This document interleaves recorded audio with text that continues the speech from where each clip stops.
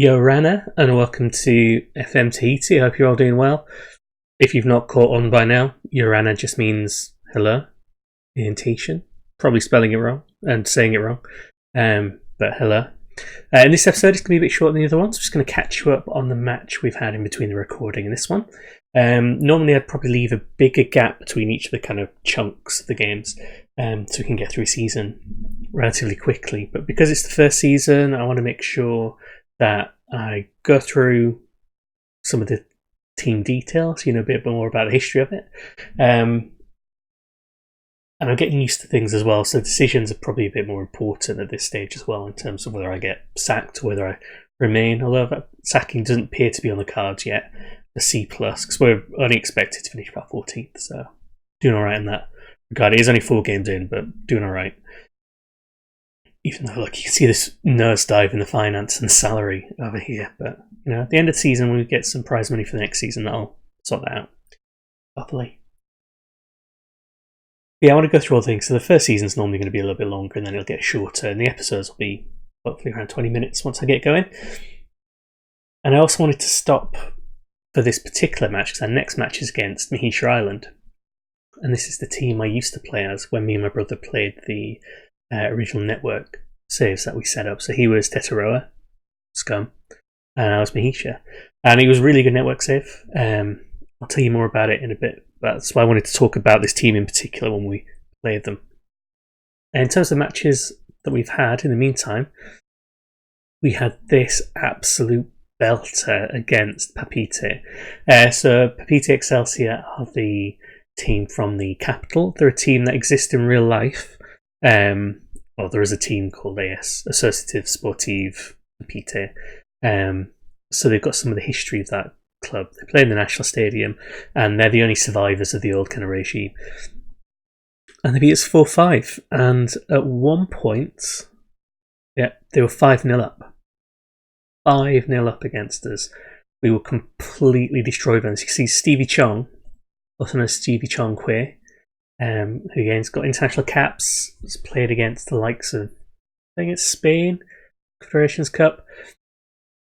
I don't know if he actually scored in that cup, but he's a real player of a reasonably high standard for the league that we're in. And he just got behind our defence each and every time and punished us completely. So 4 of his 5 goals in the league come against us.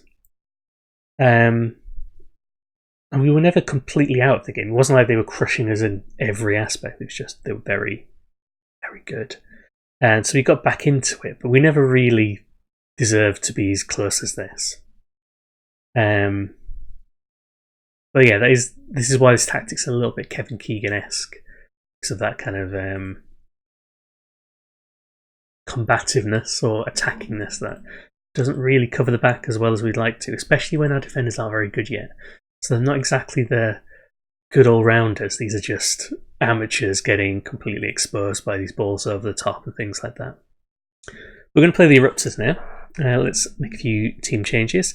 So let's bring on Sion Tahi for Olivier, because he's injured. And that means Soli Tuifangaloka can come onto the bench. Nailed that name. Nailed it, absolutely. I don't know about Mohammed. So he's come back off international duty.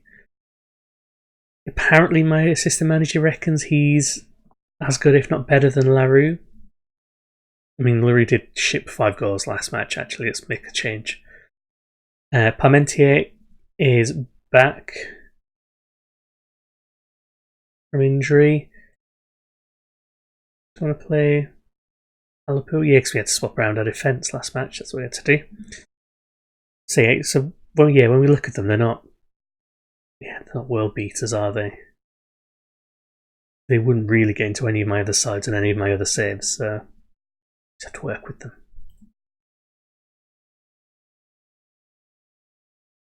Right, there we go. So he's a bit slow today. Sorry, so we're playing at the Rock Fort on Rapaiti, because Rapaiti is quite a rocky, hilly place. A bit like Wales, remember? And yeah, 4-4-2 against our... Well, I still think ours is 4-4-2. Don't recognise any names yet. You can see they've got Tehao. He is a real player. Yeah. Got caps and everything. 30 caps. Let's give it a guess. They're above us in the table, I think. Underdogs. Listen keenly to the fact that we are underdogs. Let's see how this goes. So, yeah, Mehetia, or Mehetia. I'm not sure which one is the correct spelling because they're not in my guidebook. There's probably a really good reason for that. I'll tell you the reason. No one lives on that island.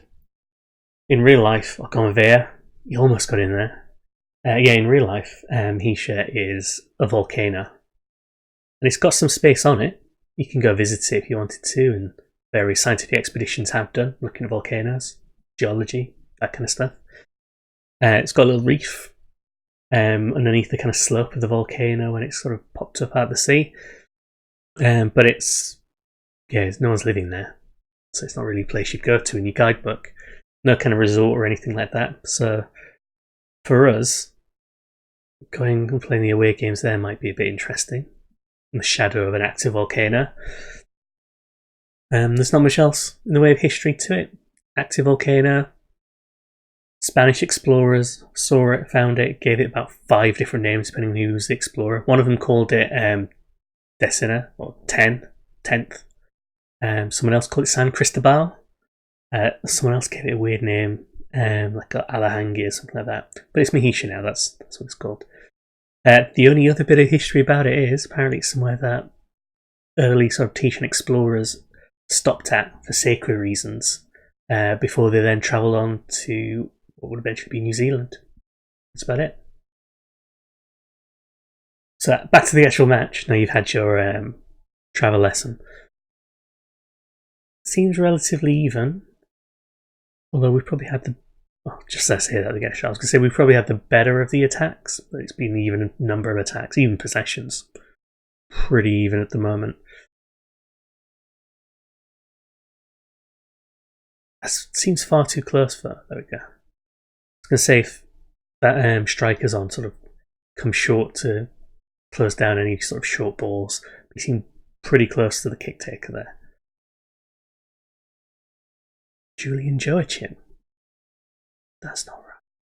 I'll have a look at that. So yeah, seems pretty even. So I'm pretty sure I saw Julian Joachim's name pop up.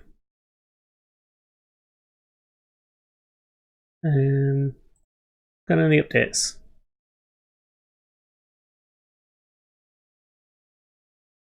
There. It is 44 years old. I think this is an error in the database. So I made the database from scratch, I think in FM17, and then every version since then I've ported over to the next. You can export all databases, and then tested it and updated it and stuff like that. So I think for some reason some error in the database has made him appear. The Northman, who I've given a copy of the database to play with, has also noticed another player. Manuel, is he here as well? Yeah. There's another name. So I don't think they'll stick around. And it also does make a big difference to the whole thing, really. But yeah, I think it's just an error in the database, but a small one. I can live with that. Yeah, let's kick on with this, see how we do. So yeah, I used to manage Mehetia when me and my brother played against each other when it was just the one division with 14 teams in. And we kind of shared the titles between us. We'd have a run where I might get 2 or 3 in a row, he might get 2 or 3 in a row. There's kind of these ebbs and flows of sort of dominance. Managed to get the stadium extended and then a new one built. Had various legendary players. My favourite one was a player called Diebold. And Diebold used to play for my brother at Hitiraa. He was a striker. He only ever chipped in with a couple of goals. So my brother got rid of him in favour of a better striker. I picked him up, let's say, when I was at my lower ebb. So it wasn't during my streak winning the titles that I I stole his reject player. But then he started banging them in for me. Became one of my top goal scorers instead. So I always quite enjoyed that. I had another player called Jean-Pierre, the giant, I called him, because he was 6 foot something, and on the match engine he looked massive. He was just an absolute lump of a forward. We also had one year where we basically had a gentleman's agreement that we wouldn't steal each other's youth intake. Because in early versions of FM, it was very easy. I'll cut that out. Little long balls over the top. It was very easy to actually just steal someone else's youth intake. Because all the youth intake happened on the same day. Conveyor. It all happened on the same day. So when mine arrived, I knew his had arrived, and everyone in the premierships had arrived. And contracts weren't as protected, and players were more willing to leave. There was less compensation involved. So we generally had this agreement that we might steal from everyone else, but we wouldn't steal from each other. Let's get Tahiti on. Yeah, put him on there. Let's get Riviera on. I had a chance to come back to fitness and see how they do.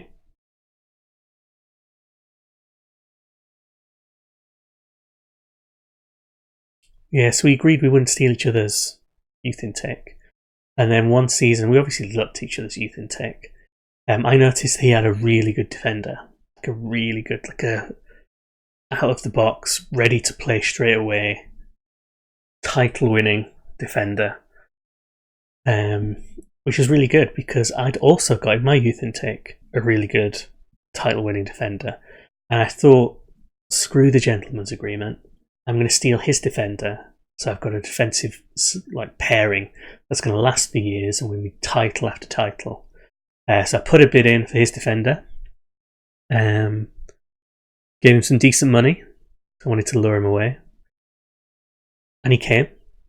Got him over to the club, signed him, and then the same day, more or less, my defender also left the club because my brother had signed him, having the exact same plan of basically just putting together the best defence we could by breaking the agreement. Let's just bring on Sole Tuifangaloka. So there's lots of kind of history with it. So I really like the club. So they're just my first kind of Tahitian club that I went for, not that they're a real club. If anyone knows where you can get individual custom made shirts made, let me know, because I'll probably get myself a Mehetia one. And a humpbacks one. And maybe a feral cats one.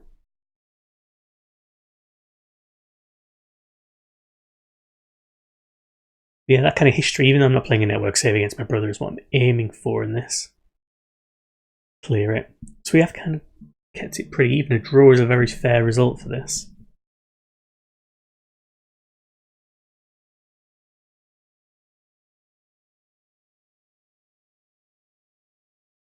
It's difficult to complain when it's this even. If they score now, I will complain. I'll get it out.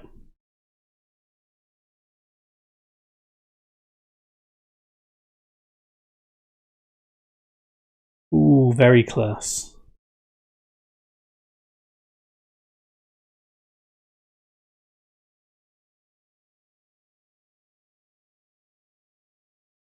Yeah, I think that's it. You got a draw. As much as I'd have liked to win, I don't think we deserved one. What do I score now?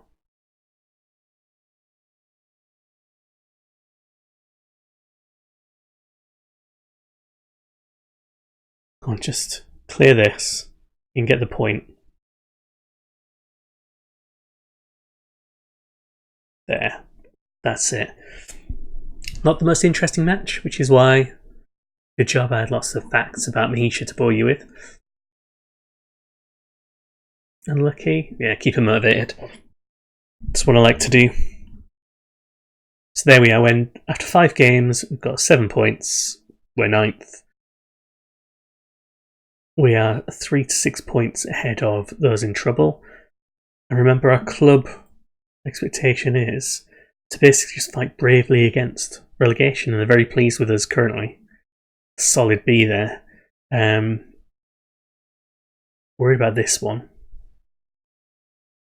It's part of the 5-year plan, but I'm worried we won't be able to do that. But yeah, it's a good start. it's not a title-winning start. I doubt we are going to win a title. We are only 5 points behind first place Morpia. Oh, he looks good. Didier Vivaldi. Good name as well. Didier Vivaldi. Vivaldi's a type of potato you can buy. Just of interest. Sainsbury special.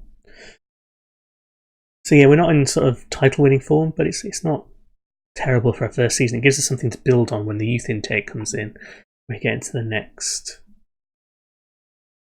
sort of season, and we can start actually using the transfer market and seeing who's been released. I'm scouting teams like Dubai and Ravave and places like that to see what their players like, see if I can get them in the end. But until then, we just have to keep soldiering on with the players we've got, and hopefully either make a quick push to get qualified for French Cup and the OCL, or just stay strong, make sure we stay in this division for next year. Thanks very much for watching. I've rambled on more than I planned. And we'll come back for another match in a little while. Thanks very much.